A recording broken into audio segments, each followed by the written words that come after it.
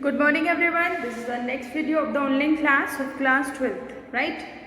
इसके अंदर हमारा जो लास्ट टाइम में टॉपिक था वो चल रहा था ह्यूमन हेल्थ एंड डिजीज़ वाला चैप्टर था, चैप्टर नंबर 8। आज के जो हमारे टॉपिक्स रहेंगे वो रहेगा रिंगवॉर्म क्या होता है, किसके थ्रू फैलता है, कॉजल ऑर्गेनिज्म क्या है, ओवरऑल सब कुछ सिम्टम्स क्या है। Second, immunity and it's type, तो इम्यूनिटी क्या होता है और इसके कितने टाइप होते हैं, जैसे कि इनेट इम्यूनिटी और एक्वायर्ड इम्यूनिटी। ठीक है, इसकी डेफिनेशंस हो जाएंगी।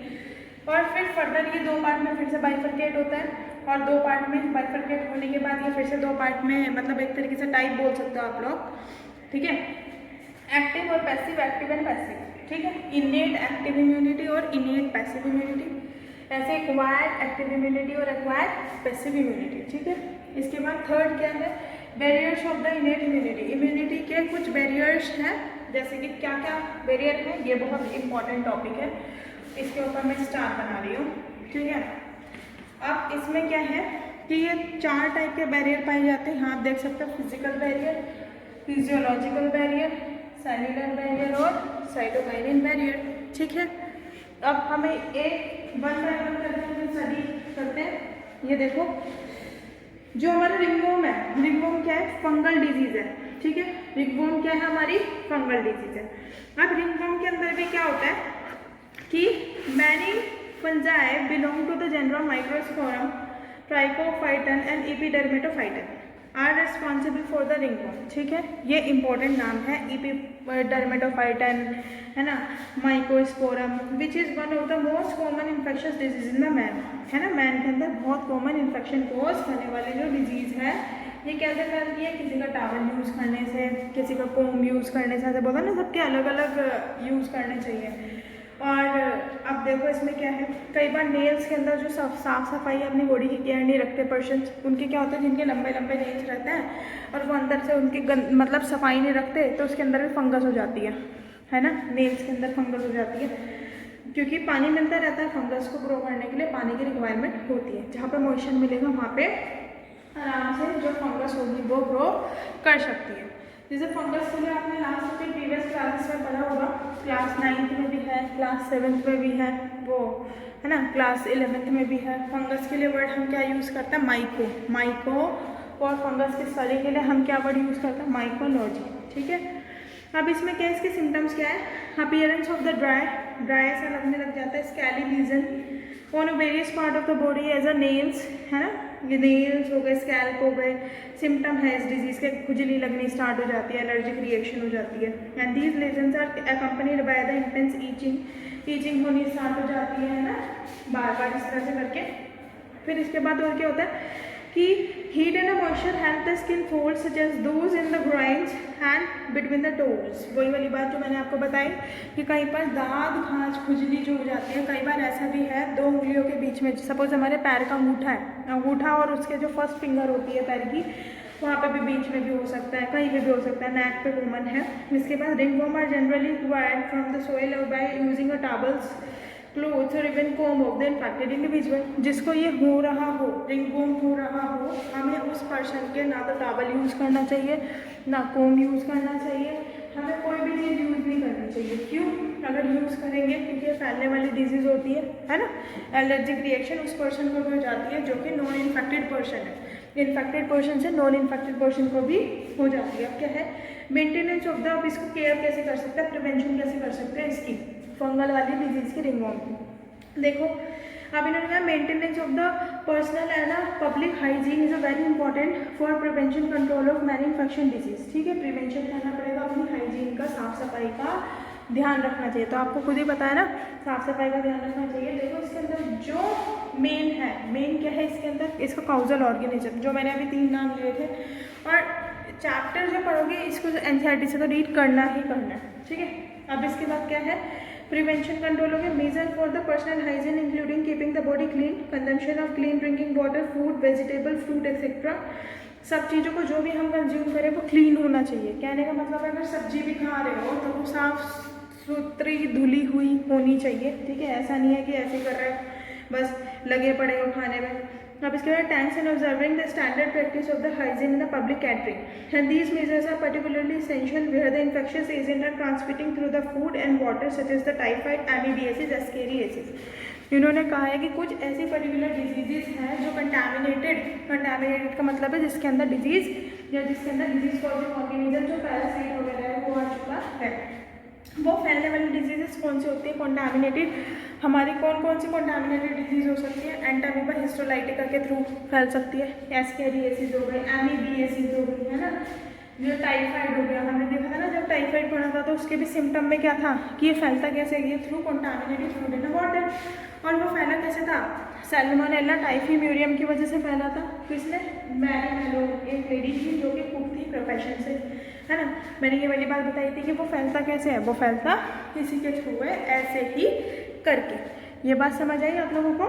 ठीक है। अब इसके बाद क्या है कि these measures are particularly essential where the infecting agent are transmitting through the food and water such as the typhoid, amoebiasis, ascariasis.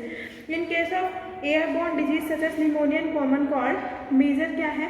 Close contact with the infected person or belonging should be avoided.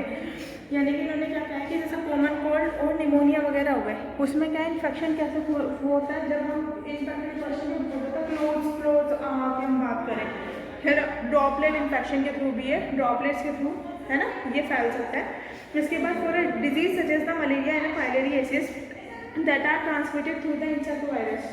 कौन सी ऐसी disease है जो insect जो है उसमें viral एक तरीके से वेक्टर की तरह से काम करता है, ट्रांसमिटिंग एजेंट की तरह से काम करता है। कहने का मतलब है वो कौन सी डिजीज़ है जिसके थ्रू, इंसेक्ट के थ्रू वो फैलती है। तो आप बोल सकते हो कि मैम वो या तो मलेरिया हो सकता है या तो फिर वो क्या हो सकता है? फाइलेरियासिस। ठीक है। अब इन्होंने क्या कहा है कि the most important measure is to control and eliminate the vector and their breeding place. हमें क्या करना चाहिए कि अगर ये ज़्यादा मच्छर मक्खी वगैरह हो रहे हैं तो हमें क्या करना चाहिए? जहाँ पानी हो, ज़्यादा इकट्ठा हो रहा हो पानी वगैरह, तो हमें उसे अवॉइड करना चाहिए। ठीक है। वहाँ से हमें उसे अगर हम उसे गिरा देंगे तो वहाँ पे जितने भी मच्छर के बच्चे वगैरह जितने भी पैदा होते हैं तो वो नहीं हो पाएंगे, तो मच्छर नहीं हो पाएंगे, मच्छर नहीं हो पाएंगे तो वो डिजीज़ पर्टिकुलर जो भी डिजीज़ है वो नहीं हो पाएगी। मतलब अगर होगी भी तो एटलीस्ट उसके कम चांसेस रहेंगे, हम थोड़ा रिड्यूस कर सकते हैं।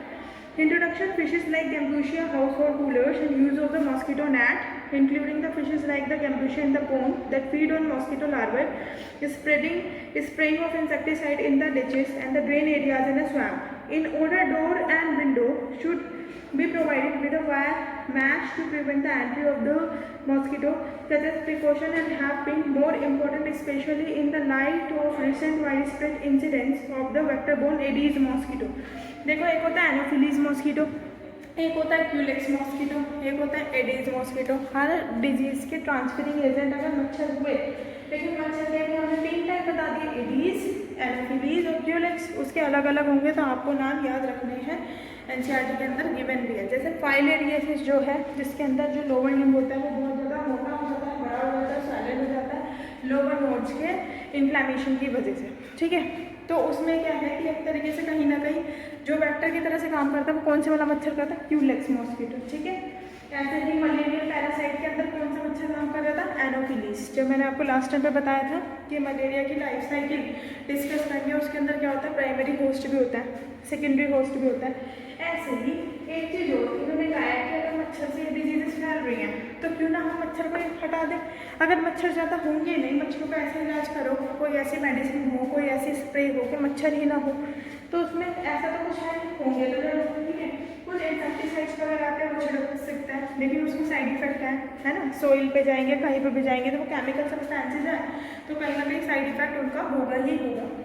तो जिसकी वजह से क्या करना है, या तो हम एक जो मैंने अभी आपको तरीका बताया, स्टैग्नेंट वाटर जो कहीं पे भी इकट्ठा हुआ एक्यूमुलेटेड वाटर है उसको हमें हटा देना चाहिए, फेंक देना चाहिए। कहने का मतलब है, क्योंकि आपने देखा है ना जैसे नाली वगैरह होती है तो जो गड्ढे होते हैं, बड़े बड़े नाली होती है, तो वहाँ पे क्या होता है, नाली के कोने में अगर हम पानी डालें, बहुत देर तक पानी न डालें और फिर एकदम से सडनली पानी डालें, तो वहाँ पे ना मच्छर ही मच्छर, छोटे छोटे मच्छर एकदम से क्या हो जाता है, उड़ने स्टार्ट कर देता है। तो कहीं ना कहीं पानी के थ्रू मच्छर होता है, कॉलरा वगैरह उसी के थ्रू होता है।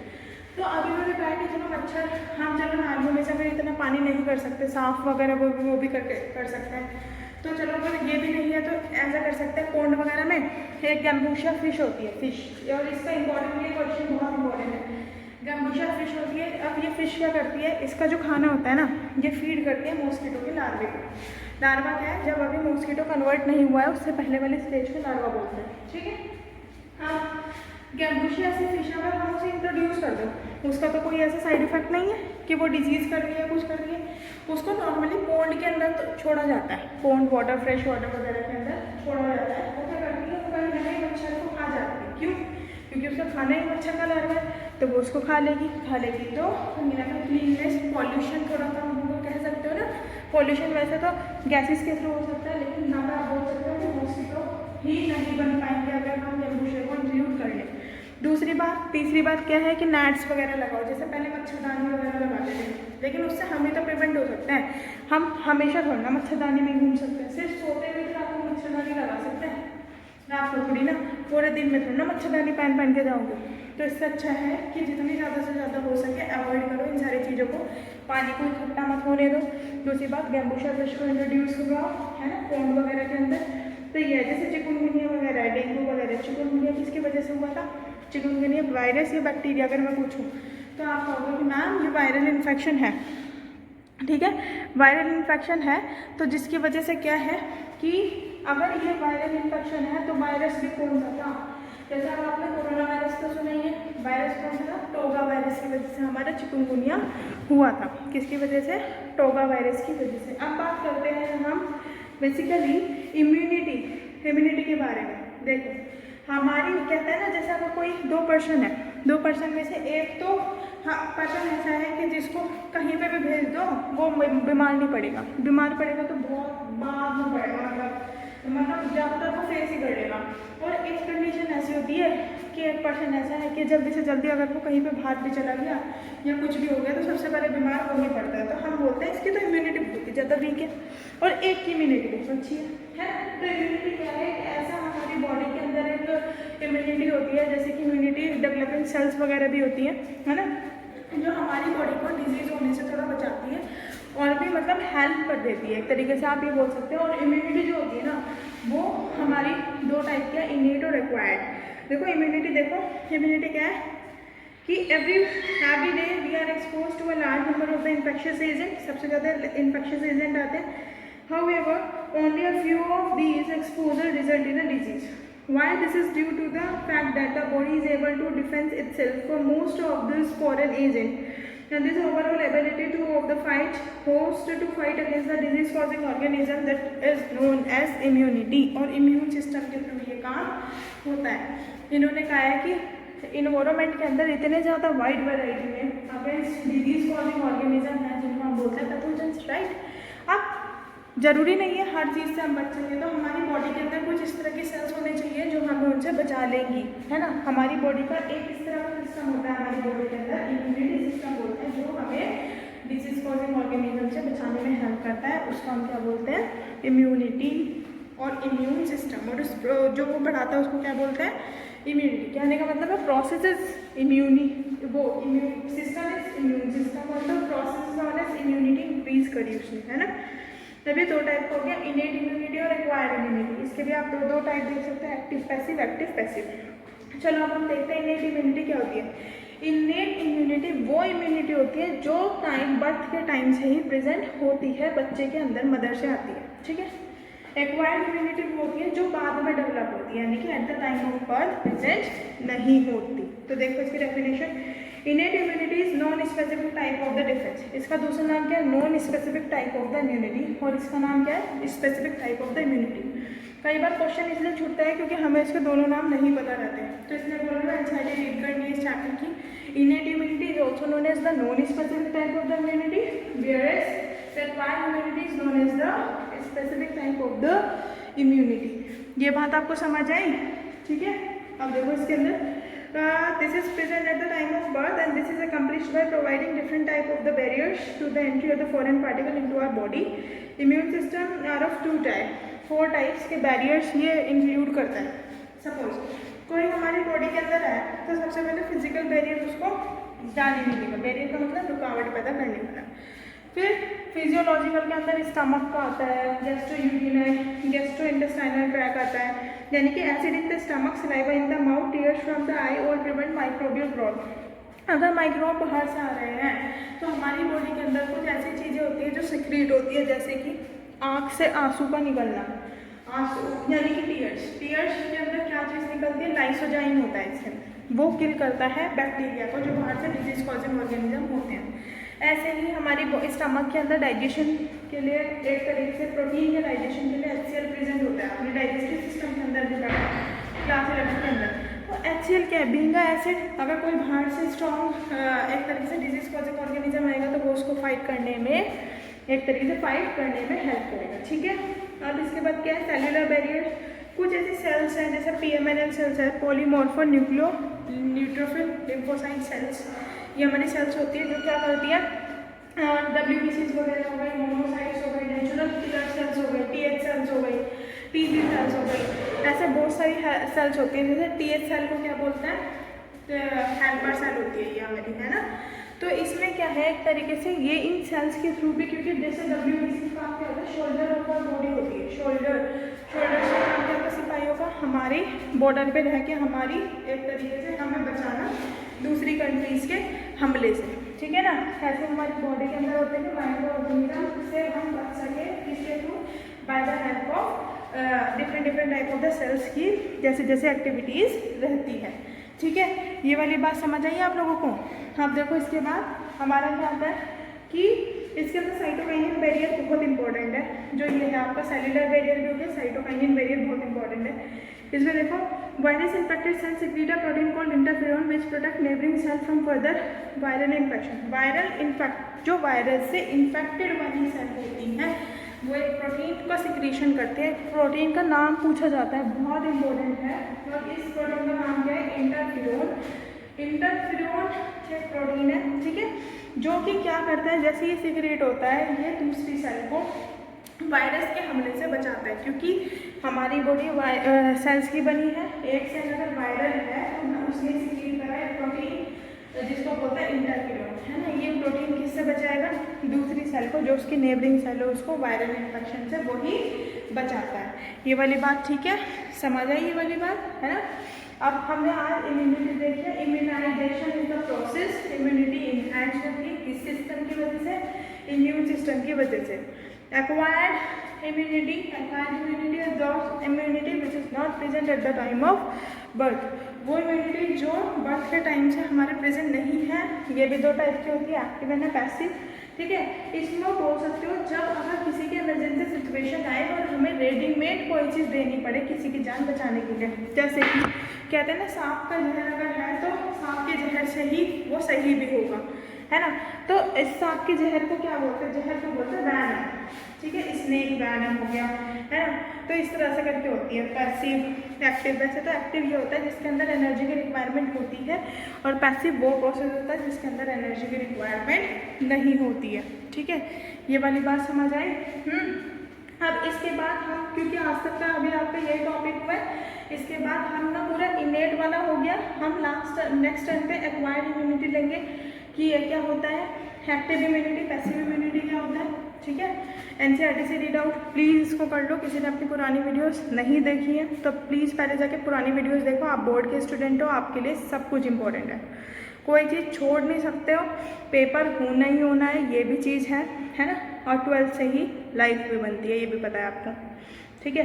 तो थोड़ा सा कर लो, अब टाइम ही कहाँ बचा है, अब तक तो किसी ने अपना कोर्स भी नहीं किया है। तो प्लीज़ पहले अपना आराम से फोकस करो, जितना है NCERT पढ़ो, NCERT से ही क्वेश्चन आना है, केमिस्ट्री का, बायो का, फिजिक्स के न्यूमेरिकल बाहर से आ जाते हैं लेकिन इतने हार्ड नहीं आने हैं, वैल्यू बेस्ड आते हैं, और जितना सर कराते रहे बस उतना करो, ठीक है। इंग्लिश फिजिकल एजुकेशन लास्ट में करो, अपना एक रूटीन बनाओ, क्योंकि केमिस्ट्री की रिएक्शन बहुत सारी है, ऑर्गेनिक की, फिजिकल की, ऐसे ही बायो के जेनेटिक्स और बायोटेक बहुत इंपॉर्टेंट है जो एग्जामिनर भी पूछता है। तो प्लीज़ थोड़ा फोकस करो, हर एक सब्जेक्ट को लेके चलो, है ना।